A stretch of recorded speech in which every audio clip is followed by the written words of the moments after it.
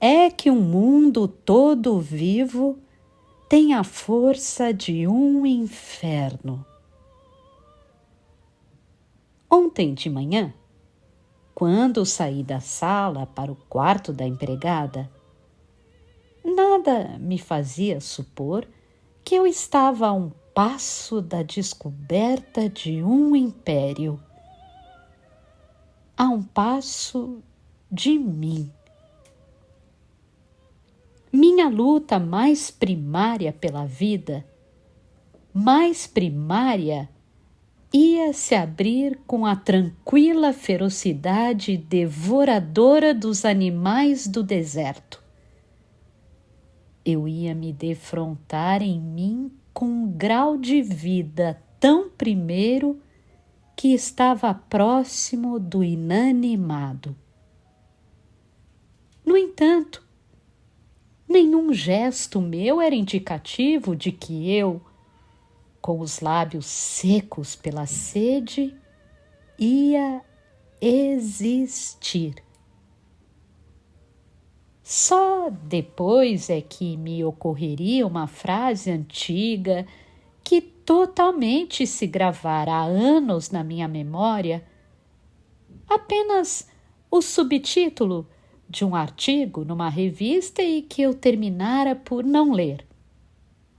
Perdida no inferno abrasador de um cânion, uma mulher luta desesperadamente pela vida. Mas é que eu nunca fui capaz de perceber as coisas se encaminhando.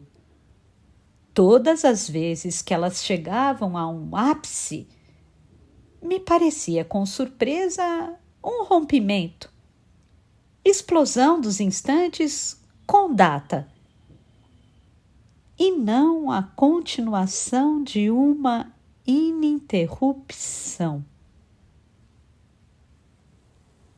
Naquela manhã, antes de entrar no quarto, o que era eu? Era o que os outros sempre me haviam visto ser. E assim eu me conhecia. Não sei dizer o que eu era, mas quero ao menos me lembrar. Que estava eu fazendo? Eram quase 10 horas da manhã. E há muito tempo meu apartamento não me pertencia tanto. No dia anterior, a empregada se despedira. O fato de ninguém falar ou andar e poder provocar acontecimentos alargava em silêncio esta casa onde em semiluxo eu vivo. Atardava-me à mesa do café. Como está sendo difícil saber como eu era.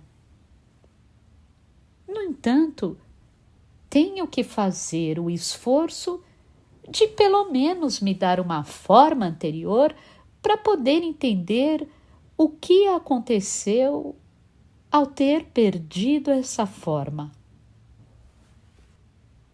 Eu me atardava à mesa do café fazendo bolinhas de miolo de pão. Era isso? Preciso saber. Preciso saber o que eu era. Eu era isto. Eu fazia distraidamente bolinhas redondas com miolo de pão. E minha última e tranquila ligação amorosa dissolvera-se amistosamente com um afago. E eu, ganhando de novo o gosto ligeiramente insípido e feliz da liberdade. Isto me situa? Sou agradável, tenho amizades sinceras e ter consciência disso faz com que eu tenha por mim uma amizade aprazível, o que nunca exclui um certo sentimento irônico por mim mesma, embora sem perseguições. Mas, como era antes o meu silêncio, é o que não sei e nunca soube. Às vezes, olhando um instantâneo tirado na praia ou numa festa, percebia com leve apreensão irônica o que aquele rosto sorridente e escurecido me revelava. Um silêncio. Um silêncio e um destino que me escapavam. Eu, fragmento hieroglífico de um império morto ou vivo. Ao olhar o retrato, eu via o mistério. Não, vou perder o resto do medo do mau gosto, vou começar meu exercício de coragem. Viver não é coragem. Saber que se vive é a coragem. Eu vou dizer que na minha fotografia eu via o mistério. A surpresa me tomava de leve. Só agora estou sabendo que era uma surpresa o que me tomava. É que nos olhos sorridentes havia um silêncio como só vi em lagos e como só ouvi no silêncio mesmo. Nunca, então, havia eu de pensar que um dia iria de encontro a este silêncio, ao estilhaçamento do silêncio. Olhava de relance o rosto fotografado e, por um segundo, naquele rosto inexpressivo, o mundo me olhava de volta também inexpressivo. Este, apenas esse, foi o meu maior contato comigo mesma? O maior aprofundamento mudo a que cheguei, minha ligação mais cega e direta com o mundo. O resto eram sempre as organizações de mim mesma. Agora sei. Agora eu sei. O resto era o modo como, pouco a pouco, eu havia me transformado na pessoa que tem o meu nome. E acabei sendo o meu nome. É suficiente ver no coro de minhas valizes as iniciais GH e eis-me. Também dos outros eu não exigia mais do que a primeira cobertura das iniciais dos nomes. Além do mais, a psicologia nunca me interessou. O olhar psicológico me impacientava e me impacienta. É um instrumento que só transpassa. Acho que desde a adolescência eu havia saído do estágio do psicológico. A GH vivera muito. Quero dizer, vivera muitos fatos. Quem sabe eu tive, de algum modo, pressa de viver logo tudo o que tivesse a viver para que me sobrasse tempo de... de viver sem fatos, de viver.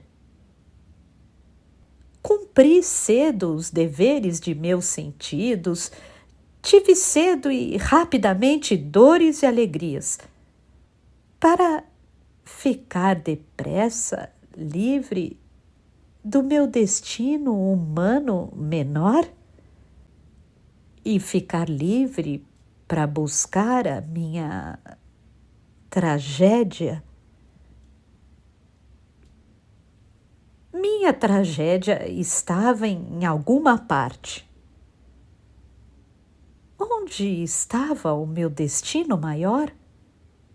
Um que não fosse apenas o enredo de minha vida. A tragédia, que é a aventura maior, nunca se realizara em mim. Só o meu destino pessoal era o que eu conhecia e o que eu queria. Em torno de mim, espalho a tranquilidade que vem de se chegar a um grau de realização a ponto de se ser GH até nas varizes. Também para minha chamada vida interior, eu adotara sem sentir a minha reputação. Eu me trato como as pessoas me tratam. Sou aquilo de que de mim os outros veem. Quando eu ficava sozinha, não havia uma queda. Havia apenas um grau a menos daquilo que eu era com os outros, e isso sempre foi a minha naturalidade e a minha saúde. E a minha espécie de beleza. Só meus retratos é que fotografavam um abismo? Um abismo. Um abismo de nada. Só essa coisa grande e vazia. Um abismo. Ajo como o que se chama de pessoa realizada. Ter feito escultura durante um tempo indeterminado e intermitente também me dava um passado e um presente que fazia com que os outros me situassem. A mim se referem como alguém que faz escultura, que não seria o mais se tivesse havido menos amadorismo. Para uma mulher, essa reputação é socialmente muito e situou-me tanto para os outros como para mim mesma, numa zona que socialmente fica entre mulher e homem. O que me deixava muito mais livre para ser mulher, já que eu não me ocupava formalmente em sê-lo. Quanto à minha chamada vida íntima, talvez também tenha sido a escultura esporádica o que lhe deu um leve tom de pré-clímax. Talvez por causa do uso de um certo tipo de atenção a que mesmo a arte diletante obriga, ou por ter passado pela experiência de desgastar pacientemente a matéria até gradativamente encontrar sua escultura imanente, ou por ter tido, através ainda da escultura, a objetividade forçada de lidar com aquilo que já não era eu. Tudo isso me deu o leve tom de pré-clímax de quem sabe que, ascoltando os objetos, algo desses objetos virá que me será dado e, por sua vez, dado de volta aos objetos. Talvez tenha sido esse tom de pré-clímax o que eu via na sorridente fotografia mal assombrada de um rosto cuja palavra é um silêncio inexpressivo.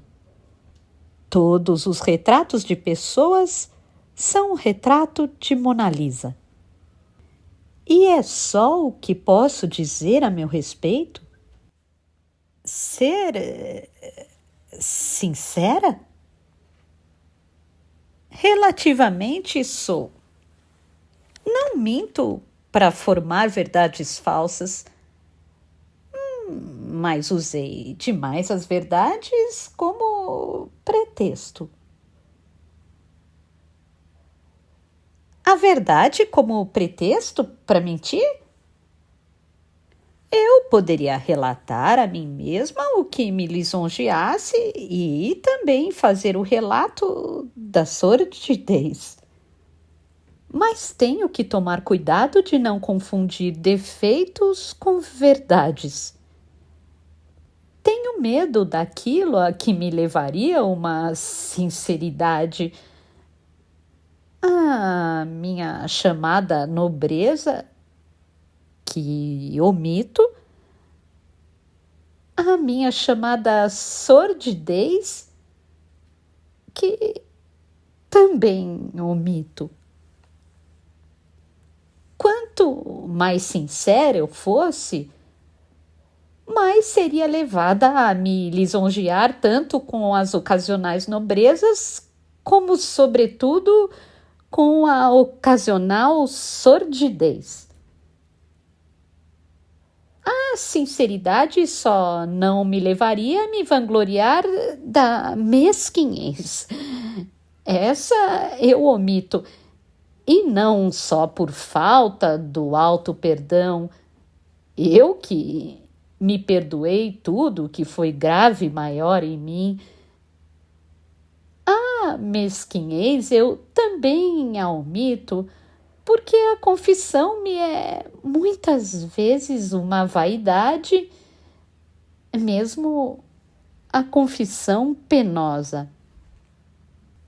Não é que eu queira estar pura da vaidade, mas preciso ter o campo ausente de mim para poder andar. Se eu andar. Ou não querer ter vaidade é a pior forma de se envaidecer? Não. Acho que estou precisando de olhar sem que a cor de meus olhos importe. Preciso ficar isenta de mim para ver. E é isso tudo o que eu era? Quando abro a porta a uma visita inesperada, o que surpreendo no rosto de quem está me vendo à porta é que acabam de surpreender em mim meu suave pré-clímax. O que os outros recebem de mim reflete-se então de volta para mim e forma a atmosfera do que se chama eu. O pré-clímax foi talvez até agora a minha existência. A outra, a incógnita e anônima, essa outra minha existência, que era apenas profunda, era o que provavelmente me dava a segurança de quem tem sempre na cozinha uma chaleira em fogo baixo. Para o que desse e viesse, eu teria a qualquer momento água fervendo. Só que a água nunca fervera. Eu não precisava de violência. Eu fervilhava o suficiente para a água nunca ferver nem derramar. Não, eu não conhecia violência. Eu nascera sem missão. Minha natureza não me impunha nenhuma. E sempre tive a mão bastante delicada para não me impor um papel. Eu não me impunha um papel, mas me organizara para ser compreendida por mim. Não suportaria não me encontrar no catálogo. Minha pergunta, se havia, não era que sou, mas entre quais eu sou. Meu ciclo era completo. O que eu vivia no presente já se condicionava para que eu pudesse posteriormente me entender. Um olho vigiava a minha vida. A esse olho, ora provavelmente eu chamava de verdade, ora de moral, ora de lei humana, ora de Deus, ora de mim. Eu vivia mais dentro de um espelho. 2 minutos depois de nascer, eu já havia perdido as minhas origens. Um passo antes do clímax, um passo antes da revolução, um passo antes do que se chama amor. Um passo antes de minha vida, que, por uma espécie de forte ímã ao contrário, eu não transformava em vida. E também por uma vontade de ordem. Há um mau gosto na desordem de viver.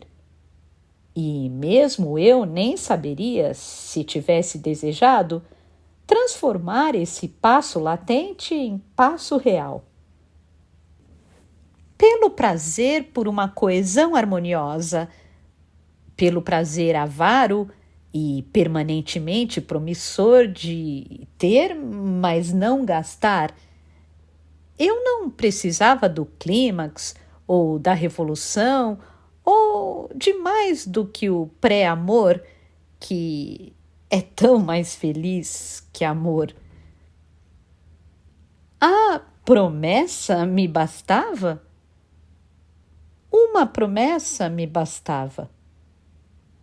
Quem sabe essa atitude ou falta de atitude também tenha vindo de eu, nunca tendo tido marido ou filhos, não ter precisado, como se diz, manter ou quebrar grilhões. Eu era continuamente livre. Ser continuamente livre também era ajudado pela minha natureza, que é fácil. Como e bebo e durmo fácil. E também, é claro, minha liberdade vinha de eu ser financeiramente independente.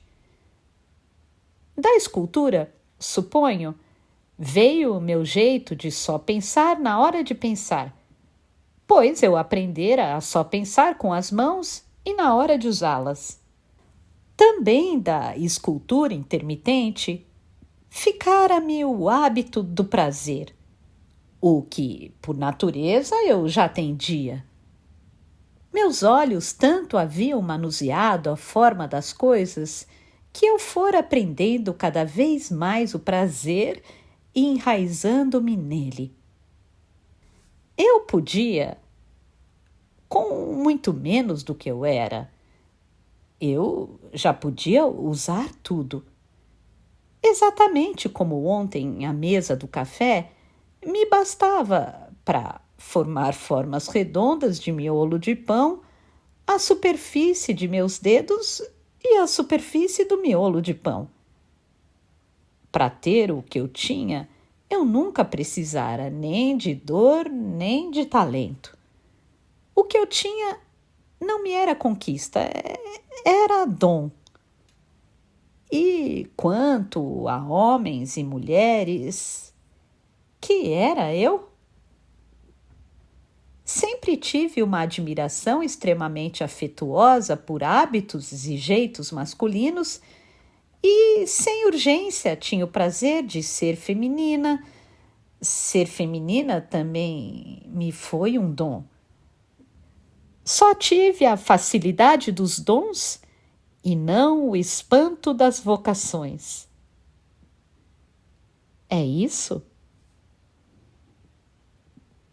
Da mesa onde me atardava, porque tinha tempo, eu olhava em torno enquanto os dedos arredondavam o miolo de pão. O mundo era um lugar que me servia para viver. No mundo, eu podia colar uma bolinha de miolo na outra, bastava justapô-las e, sem mesmo forçar, bastava pressioná-las o suficiente para que uma superfície se unisse a outra superfície e assim, com prazer, eu ia formando uma pirâmide curiosa que me satisfazia. Um triângulo reto feito de formas redondas, uma forma que é feita de suas formas opostas. Se isso me tinha um sentido, o miolo de pão e meus dedos provavelmente sabiam. O apartamento me reflete. É no último andar, o que é considerado uma elegância. Pessoas de meu ambiente procuram morar na chamada cobertura. É bem mais que uma elegância. É um verdadeiro prazer. De lá domina-se uma cidade. Quando essa elegância se vulgarizar, eu, sem sequer saber por quê, me mudarei para outra elegância? Talvez, como eu, o apartamento tem penumbras e luzes úmidas. Nada aqui é brusco. Um aposento precede e promete o outro. Da minha sala de jantar, eu vi as miniaturas de sombras que preludiavam o living. Tudo aqui é a réplica elegante, irônica e espirituosa de uma vida que nunca existiu em parte alguma. Minha casa é uma criação apenas artística. Tudo aqui se refere, na verdade, a uma vida que, se fosse real, não me serviria. O que decalca ela, então? Real eu não a entenderia, mas gosto da duplicata e a entendo. A cópia é sempre bonita. O ambiente de pessoas semi-artísticas e artísticas em que vivo deveria, no entanto, me fazer desvalorizar as cópias, mas sempre pareci preferir a paródia. Ela me servia. Decalcar uma vida provavelmente me dava segurança exatamente por essa vida não ser minha. Ela não me era uma responsabilidade. O leve prazer geral, que parece ter sido o tom em que vivo ou vivia, talvez viesse de que o mundo não era eu nem meu. Eu podia usufruí-lo. Assim como também aos homens, eu não os havia feito meus e podia então admirá-los e sinceramente amá-los como se ama sem egoísmos, como se ama a uma ideia. Não sendo meus, eu nunca os torturava. Como se ama a uma ideia. A espirituosa elegância de minha casa vem de que tudo aqui está entre aspas. Por honestidade com uma verdadeira autoria, eu cito o mundo. Eu o citava, já que ele não era nem eu nem meu. A beleza, como a todo o mundo, uma certa beleza era o meu objetivo. Eu vivia em beleza? Quanto a mim mesma, sempre conservei uma aspa à esquerda e outra à direita de mim. De algum modo, abre aspas, como se não fosse eu, fecha aspas, era mais amplo do que fosse. Uma vida inexistente me possuía toda e me ocupava como uma invenção. Somente na fotografia, ao revelar-se o negativo, revelava-se algo que, inalcançado por mim, era alcançado pelo instantâneo. Ao revelar-se o negativo, também se revelava a minha presença de ectoplasma.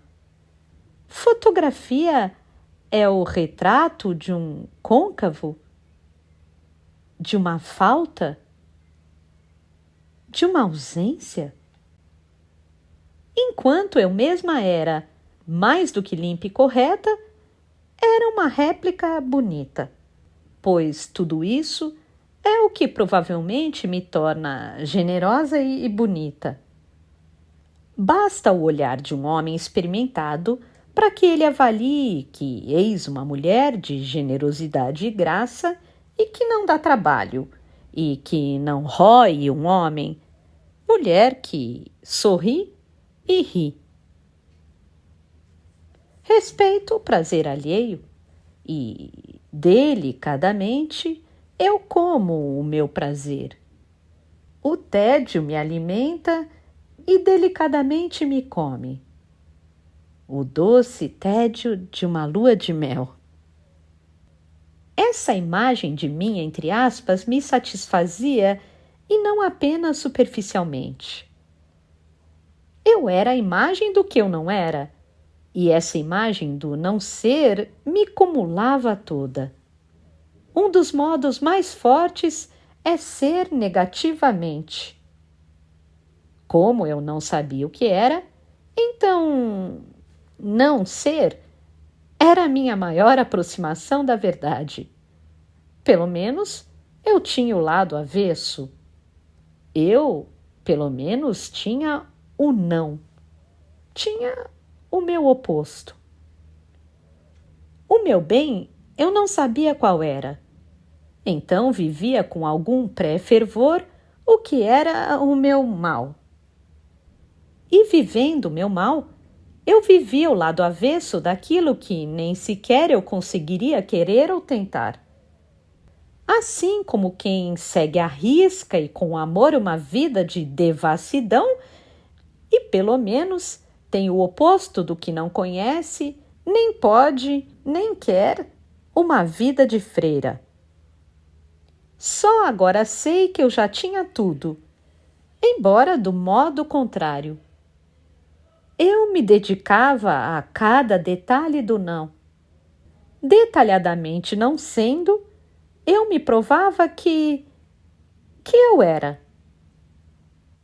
Esse modo de não ser era tão mais agradável, tão mais limpo, pois, sem estar agora sendo irônica, sou uma mulher de espírito e de corpo espirituoso.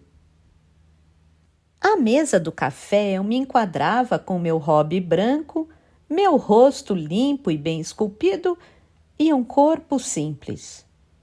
De mim irradiava-se a espécie de bondade que vem da indulgência pelos próprios prazeres e pelos prazeres dos outros.